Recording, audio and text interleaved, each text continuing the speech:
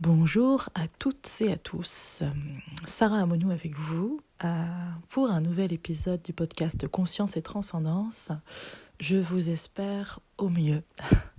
Aujourd'hui, nous allons parler du transgénérationnel et c'est très étonnant parce que ça fait des années que j'aurais dû faire une vidéo, un podcast là-dessus parce que c'est ma spécialité, mais très étrangement, c'est pas une spécialité qui est dans le sens affiché, mais c'est toujours quelque chose qui vient me chercher. Vous savez, comme un invité surprise qui s'invite et qu'on n'attend jamais. Mais voilà, c'est vraiment vous savez, ce que j'appelle les connexions d'âme à âme, hein, dans les séances que je propose. Et à un moment donné, il y a toujours du transgénérationnel qui s'invite. Je ne sais pas comment, c'est nos âmes qui font que. Pareil dans les cercles de femmes que je facilite. Peu importe le thème de base, hein, parce que le dernier thème, là, c'était au sujet de la ménopause. Et donc, il y a toujours du transgénérationnel qui revient. Donc, je me suis dit, il y a quand même il y a quand même beaucoup de choses à dire à ce sujet-là. Alors, bon, déjà, c'est tellement vaste que je ne sais même pas par où commencer. Et vous savez que en général, je fais les choses de manière spontanée. Donc, ayant une pensée arborescente, ne vous étonnez pas qu'on passe d'une chose à l'autre, puis qu'on revienne initialement à la première chose, et ainsi de suite. Pour ceux à qui ça donne le tournis, je suis désolée, mais c'est mon mode de fonctionnement. Et puis j'espère que dans cet épisode, je vous partage des clés, des prises de conscience ou voilà, que ça puisse aider le plus grand nombre. En tout cas, c'est mon souhait. Alors déjà, on va commencer par les prénoms. Très intéressant, les prénoms. Hein. Celles et ceux qui ont les prénoms de leur grand-mère en premier, deuxième ou troisième prénom. Je vais vous parler aussi un petit peu de mon histoire pour illustrer en fait à quel point le transgénérationnel est intéressant. Et puis quelques histoires aussi, quelques petites bribes de séances, de choses assez intéressantes où l'inconscient en fait va révéler justement des appartenances ou des liens en transgénérationnel. Donc c'est vraiment très très intéressant. Je pourrais pas vous en dire 50 000 parce que, enfin voilà, mais je vous partagerai celles qui reviennent à l'instant T. Alors donc pour commencer avec les prénoms, il faut savoir déjà que l'on porte beaucoup plus les mémoires au niveau de notre ADN hein, et traumatismes de nos grands-mères plutôt que de nos mères elles-mêmes. Voilà. Du coup, alors par exemple, si vous avez les prénoms de vos grands-mères en deuxième et troisième prénom, ou même en premier prénom, c'est que quelque part vous portez quelque part des charges hein, transgénérationnelles. Le transgénérationnel, c'est comme... alors, c'est un peu compliqué pour moi parce que c'est tellement large et à chaque fois que j'essaie de m'y connecter, ça grandit. Donc c'est comme s'il fallait que j'agrandisse le cadre et que je traduise au fur et à mesure ce que je reçois. Mais ça va se faire. Et donc le transgénérationnel, en fait, c'est comme si il y avait, vous savez, cette pièce, par exemple, au grenier, avec tous les ancêtres, les défunts, ceux qui ne sont plus là et ceux qui sont présents, mais chacun est à sa juste place normalement. Normalement. Je dis pourquoi normalement, on y viendra après. Et en fait, c'est une pièce, hein, c'est un peu le musée familial où il y a des interactions permanentes entre les vivants et les morts. Mais c'est très inconscient, évidemment. On peut parler de l'inconscient familial qu'on porte tous au sein même de notre famille. C'est-à-dire que je ne vais pas vous raconter une histoire trop personnelle parce que ça dévoilerait beaucoup trop de choses sur des membres de ma famille et s'il n'était question que de moi, je vous l'aurais bien volontiers raconté, mais comme ça engage aussi la confidence et le respect d'autres membres de ma famille, je ne peux pas tout dire, mais j'aurais aimé vous partager cet exemple. Mais on peut partir d'un exemple complètement différent que je peux inventer sur l'instant, là, d'une grand-mère qui aurait par exemple subi un viol, et d'une petite fille qui porte ses mémoires, ses traumatismes. Alors cette grand-mère, alors pourquoi est-ce que les charges se transmettent de génération en génération? C'est parce que c'est tu. C'est, vous savez, avant, les générations de nos grands-parents, nos arrière-grands-parents, c'était vraiment des tombes. Donc quand il se passait quelque chose, tout était tu, rien n'était partagé, rien n'était divulgué. En plus, il y a toute cette honte, il y a toute l'emprise de la religion autour de tout ça. Il y a mais qu'est-ce que la famille va en penser? Et puis quelle est ma part de responsabilité là-dedans? Et puis donc à l'époque, en général, les femmes qui subissaient un viol préféraient se taire pour ne pas bouleverser complètement tout le monde et ne pas être vue comme une paria. Enfin voilà, il y avait des choses où c'est très très discutable évidemment, mais c'est l'époque et quelque part on respecte ces manières de faire. Et donc tout ce qui est tu finit par tuer au sens propre du terme. Donc tous les gros traumatismes vont créer les générations d'après. Ça peut être par exemple un avortement, vous savez, qui s'est mal passé. Les femmes avortaient par exemple avec des aiguilles à tricoter. Et donc dans les générations d'après, on peut avoir beaucoup de fausses couches, de mort du nourrisson. On peut avoir beaucoup de problèmes au niveau des ovaires, de problèmes de problèmes de fertilité. Donc il peut y avoir tout ça. Donc tout ça, ça peut être lié à soit la mort d'un enfant dont on n'a pas fait le deuil, et pareil, qui a été tué, dont le deuil n'a pas été fait, donc le corps s'en est chargé. Et les générations, en fait, c'est quelque chose qui est transmis à l'inconscient, dans l'inconscient familial. C'est-à-dire que les générations d'après vont porter comme un deuil sans prendre conscience que ce deuil ne leur appartient pas. Elles vont naître avec une tristesse comme innée et ne vont pas prendre conscience tout de suite. En tout cas, la vie fera en sorte qu'elles finissent par conscientiser quelque part, pour la plupart, ce deuil qui n'a pas été fait et reconnaître l'enfant comme ayant existé. Il y a des petits rituels à faire pour, si vous avez des enfants dans la famille qui n'ont pas été reconnus, ou vous savez, les enfants qui sont morts-nés, les enfants, les avortements dont vous avez eu des échos, vraiment remettre ces enfants à leur juste place, juste par l'intention. Ça peut être avec vos mots. Moi, par exemple, Sarah Amonou, je te resitue à ta juste place dans la famille et je reconnais entièrement ton existence. Vous pouvez l'écrire, vous pouvez allumer une petite bougie, vous pouvez faire votre rituel à vous. Il n'y a pas de manière précise de faire. En fait, il y a l'intention accompagnée du verbe et c'est très suffisant. Enfin, c'est largement suffisant. Donc voilà, il peut y avoir énormément de choses. Et sachez que, par exemple, moi j'ai le deuxième prénom, donc Sarah, Charlotte, Anaïs sont mes 3 prénoms. Et mon deuxième prénom est le deuxième prénom de ma grand-mère paternelle. Mais sachant que si je vous parle un petit peu de mon prénom, Sarah dans la Bible c'était la femme d'Abraham. Et donc Sarah n'a pas pu enfanter, n'a pas pu donner justement de descendance à Abraham. Et donc elle a demandé à Agar, qui était égyptienne, de faire un enfant à Abraham. Et donc ils ont eu Ismaël ensemble. Et Sarah a eu un enfant vers 99 ou 100 ans, quelque chose comme ça. Ils ont eu un garçon qui s'est appelé Isaac. Et il y a cette problématique, quand je me suis... comme je canalise les mémoires transgénérationnelles, je me suis connectée à mon arbre, donc du côté de ma mère. Et là, j'ai senti qu'au niveau de l'arrière-grand-mère maternelle, il y avait, donc en fait, arrière-grand-mère maternelle, mais donc la grand-mère maternelle de ma mère, je me suis aperçue qu'il y avait, alors c'est des codes, quand je canalise et que je me connecte à l'arbre, qu'il y avait 2 points. là où normalement il n'y a qu'un seul point parce que c'est une personne par point, enfin c'est un code, je peux pas trop vous expliquer, c'est comme ça que ça se présente.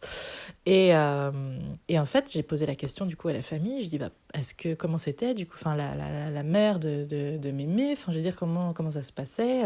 Et en fait, c'est intéressant parce que cette histoire, je la porte avec mon prénom, c'est-à-dire que le père de ma grand-mère maternelle, donc le père de ma grand-mère avait une femme, cette femme ne pouvant pas enfanter, a invité une autre femme à enfanter. Et ce qui est assez intéressant, c'est que quand je posais la question à ma grand-mère, parce qu'elle est partie cette année, mais quand je posais la question à ma grand-mère, elle me disait qu'elle était beaucoup plus proche de celle qui n'avait pas pu avoir d'enfant, donc c'est elle qui éduquait, et que sa mère biologique qui enfantait, en fait, était très, très, très, très dure. Et donc, bon, voilà, c'est pas parce que on sort du ventre d'une femme qu'on la reconnaît comme étant, dans le côté affectif, une mère, en fait. Et donc, ce que je veux dire, c'est que mon prénom vient révéler cette histoire. Cette histoire biblique, elle fait partie de mon arbre, en fait. Donc, les prénoms, quand c'est biblique, c'est intéressant d'aller voir, et c'est hors cadre de la religion, parce que, bon, je n'ai aucune religion, mais c'est intéressant d'aller voir ce qui se cache derrière ces prénoms quand vous avez un prénom biblique. L'histoire, et de voir s'il n'y a pas un écho, si ça vous parle. Ce que je veux dire aussi, c'est qu'on n'a pas besoin nécessairement de connaître l'histoire pour la connaître. Dans le sens où cet inconscient familial, il nous est accessible. Et on peut demander à ce qui est inconscient de venir à notre conscience. Et dès que vous en faites la demande, que vous en avez l'intention, la vie va vous présenter des personnes, des situations, des choses qui vont faire que vous allez conscientiser. Et ça va faire comme un eureka, quoi. Ah mais oui, mais c'est vraiment, ça passe de l'inconscient au conscient, mais c'est comme si vous l'aviez toujours su. Parce que vous l'aviez toujours su. Parce que vous le portez en vous.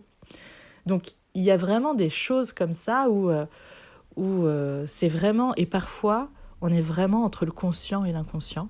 Et du coup, il ne tient qu'à un fil vraiment de conscientiser pleinement l'histoire. Donc c'est toujours assez intéressant d'aller voir ce qui se cache derrière nos prénoms. Et puis il y a des prénoms qui portent des... Par exemple, là on va trouver un exemple un peu plus extrême, mais si on se connecte au prénom Philibert, au prénom Maurice, là on a des mémoires de pendaison, dans les générations d'avant. Ça peut être des personnes qui se sont pendues et dont la manière de décéder a été complètement cachée, occultée par la famille. Du coup, ça crée dans les générations d'après, donc le Philibert, le fil qui libère, donc des mémoires de pendaison. Maurice, le mort que l'on hisse, mort-hisse. Voilà, il peut y avoir des... Alors, n'en faites pas tout un... attention, il ne faut pas non plus complètement faire une fixette là-dessus, mais c'est intéressant de s'intéresser... intéressant de s'intéresser. Ça pourrait être intéressant d'en savoir plus sur ce prénom, toute la symbolique autour du prénom. Vraiment, il peut y avoir des clés là-dedans. Alors très souvent aussi notre métier, notre vocation va être en lien avec le transgénérationnel que l'on porte.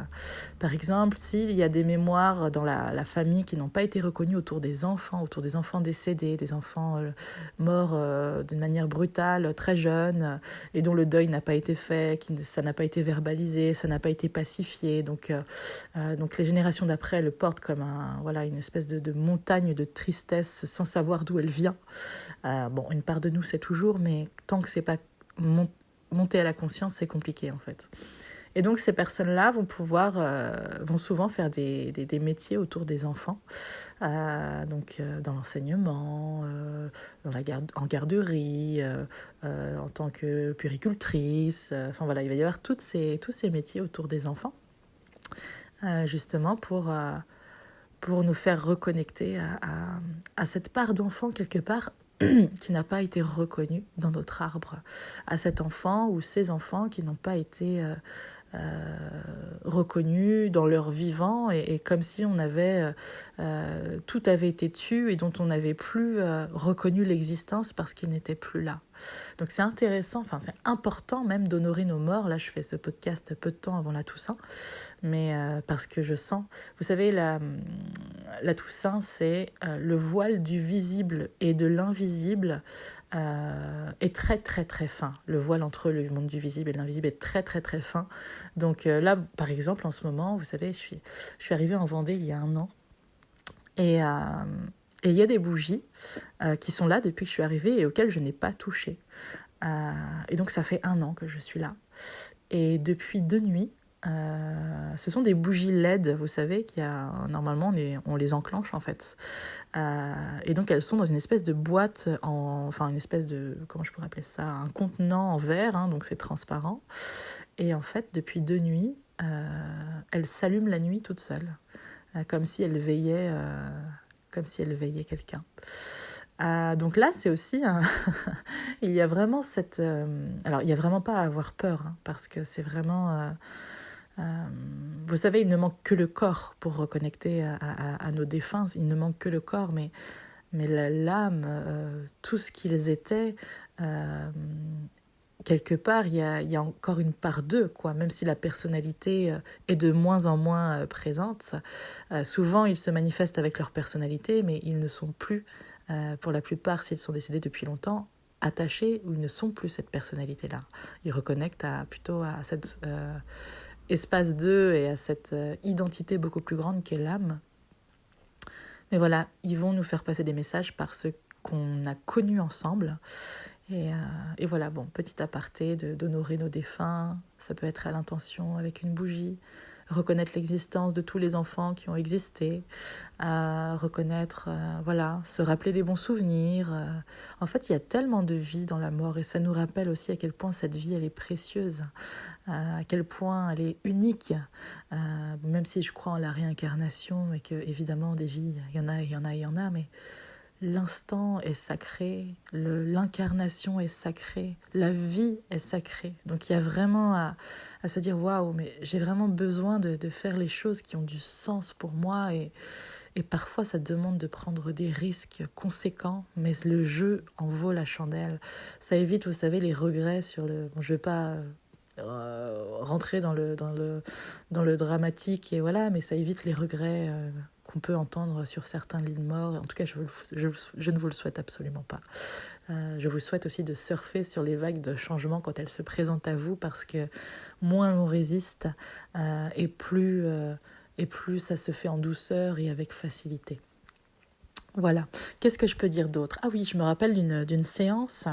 Alors, il y a beaucoup de pathologies aussi en lien avec les mémoires transgénérationnelles. Hein, comme on le disait tout à l'heure, tout ce qui est autour des ovaires, tout ce qui est autour de l'appareil génital féminin, donc qui peut concerner les viols, qui peut concerner les avortements traumatisants, ça peut être aussi les grossesses, vous savez, pendant la guerre, alors soit de viols des Allemands, par exemple, sur les femmes françaises, mais aussi les histoires d'amour entre un Allemand et une Française. Il y a aussi eu ça, hein, et donc la honte qui gravitait autour de tout ça. Enfin voilà, il y a énormément de choses à conscientiser, et dès que vous voulez savoir, c'est une question de temps, il y a vraiment à lâcher prise, mais la vie se charge de vous faire conscientiser les choses pour vous délester de ces poids qui ne vous appartiennent pas et vivre votre véritable histoire à vous. Donc c'est comme si aussi les générations qui arrivaient, à chaque génération qui arrive, en fait on vient acter, on vient réaliser, concrétiser quelque chose que les générations d'avant n'ont pas pu faire. Et donc en se délestant de cette charge familiale qui correspond aussi il faut savoir que le transgénérationnel, on choisit de s'incarner dans une famille qui porte le karma qu'on vient aussi pacifier d'un point de vue karmique.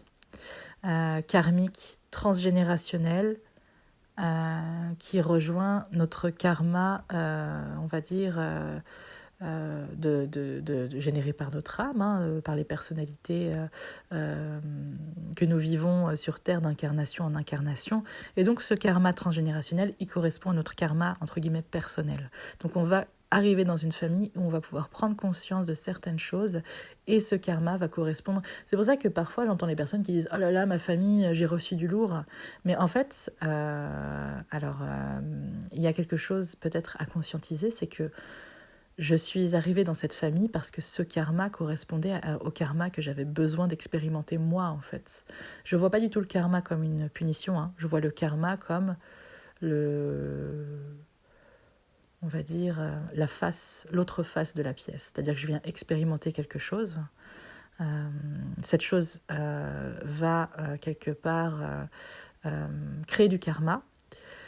Ce karma que je vais expérimenter, qui va être le versant de la pièce, en fait. On va avoir quelque part l'entière expérience grâce à une chose et son contraire, entre guillemets. Donc, plutôt que de voir ça comme une punition, c'est une expérience qui nous permet de vivre l'entièreté d'une expérience, vraiment. Comment je pourrais dire ? Je pourrais trouver un exemple de quelqu'un, une femme par exemple, dans une incarnation qui a tué ses enfants ou qui a voulu avorter. On ne met aucun jugement sur une expérience, d'accord ? Mais je vous donne un extrême pour aller basculer dans l'autre. Et une femme donc qui a été assez maltraitante avec ses enfants et puis qui a avorté de nombreuses fois dans des conditions un peu déplorables et traumatisantes pour elle. Dans une autre incarnation, peut vivre le fait d'être éducatrice dans un foyer et de s'occuper des enfants, les aider à se développer parce qu'ils n'ont pas eu toutes les clés, parce que leur apporter une certaine tendresse, un certain intérêt. Donc voilà. Et donc ces deux expériences-là vont générer l'entièreté d'une même expérience. J'ai été le bourreau quelque part de ces personnes-là. Et j'ai été aussi celle qui élevait. Donc des exemples, il y en a des milliards. J'ai tué et j'ai été tuée, ça c'est ok. Donc on a l'entièreté de l'expérience entre une chose et son contraire, entre guillemets. Et donc le karma n'est jamais une punition, mais plutôt une manière d'expérimenter un aspect, un domaine dans sa totalité et d'avoir une expérience unique et de se dire waouh, j'ai été tuée, voilà, je sais à quel point la vie est précieuse. Au sujet des enfants, je sais à quel point on peut leur permettre de s'élever avec la juste écoute, le juste positionnement, la tendresse et tout ce qui s'ensuit. Donc voilà, au niveau du transgénérationnel, qu'est-ce qu'on peut dire d'autre ? Ah oui, je me souviens d'une séance, voilà, c'est ça que je voulais dire. Donc au sujet des pathologies, donc voilà, tout ce qui est au niveau du syndrome polykystique des ovaires, on peut avoir des fibromes, on peut avoir des kystes, on peut avoir des cancers au niveau de l'utérus, des ovaires, on peut avoir fausse couche à répétition, on peut avoir on peut avoir des problèmes de fertilité. Et puis c'est se questionner aussi sur le rôle de la mère en fait, parce que parfois le rôle de la mère au sein de notre famille a été complètement soit négligé, soit négligent. On peut avoir une mère qui est on peut dire maltraitante, tortionnaire, et tant qu'on n'a pas quelque part conscientiser aussi ce qu'était véritablement une mère pour soi et quelle mère on voulait être pour notre descendance. C'est vraiment important aussi de se poser des questions. Qu'est-ce qu'une mère pour moi et quelle mère je veux être ? Et ne pas reproduire les schémas du passé, être vraiment ce coup de hache entre les générations d'avant et celles qui arrivent. En prenant aussi le coup de hache, je parle des conditionnements, en prenant conscience des choses, mais c'est aussi en prenant le meilleur de nos ancêtres, parce qu'il y a du bon aussi. Il n'y a pas que des choses à conscientiser et des traumatismes, il y a la force aussi de tous nos ancêtres qui résident en nous, cette puissance qui nous permet de nous mettre à l'œuvre dans certains domaines et qu'on ne soupçonne pas arriver et qui s'invite et qui nous porte parfois dans les moments, on va dire, décisifs de notre existence. Donc voilà, tout n'est pas noir, tout n'est pas blanc, c'est assez nuancé tout ça. Donc c'est une invitation à faire la part des choses et à se dire j'ai choisi cette famille, en tout cas de m'incarner dans cette famille pour vivre des expériences et pour me délester aussi de certaines choses, prendre conscience de certaines choses. Voilà, donc ce n'est pas de la faute de la famille, c'est un choix d'âme. C'est un choix d'âme qui correspond justement au karma qu'on a besoin d'expérimenter dans cette vie-là. Alors oui, revenons à cette séance. Donc par exemple, toutes les mémoires de résistance, pendant les guerres, les résistants pendant les guerres, vous savez. J'avais une séance où il était question d'une femme qui me disait avoir quelque part peur de prendre du sucre parce qu'il y avait beaucoup de cas de diabète dans la famille. Et vous verrez que dans les pays qui ont été colonisés, quand je pense à l'Algérie par exemple, il y a énormément de diabète. Alors oui, il y a du sucre, mais pas que.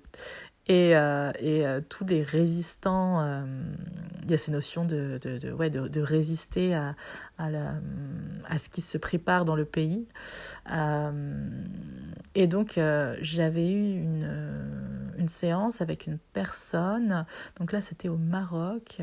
Je crois même que c'était une accusation à tort en tant que résistant. Je ne suis plus sûre, mais avec tous ces cas de diabète dans sa famille, elle m'avait dit j'ai banni le sucre, plutôt que j'ai banni le sucre. Et du coup, son grand-père avait été au bagne pour motif de résistance, il me semble. Et vous voyez comme l'inconscient s'exprime pour énoncer la vérité familiale, pour faire venir à la conscience tout ce qui n'a pas été conscientisé. Et donc là, c'était vraiment, vous savez, la résistance à l'insuline avec le diabète. Il y a vraiment cette notion de résistance qui a été assez difficile et qui vient s'inscrire dans le corps dans les générations d'après par le diabète. Donc toutes ces mémoires de résistants, même en France, pendant les différentes guerres, il peut y avoir des diabètes qui s'installent dans le corps pour faire écho à ces mémoires-là. Donc, conscientiser le plus possible. Voilà.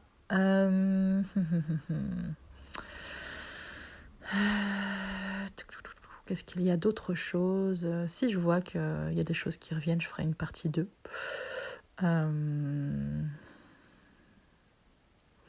En tout cas, c'est assez intéressant parce que quand on conscientise quelque chose, une charge traumatique de la famille, il peut y avoir des grandes libérations. Mais vraiment des libérations du corps où on peut se mettre à trembler, où on conscientise les choses et où ça fait il y a une libération par le corps, par tous les corps, j'ai envie de dire. Donc ça peut être parfois très...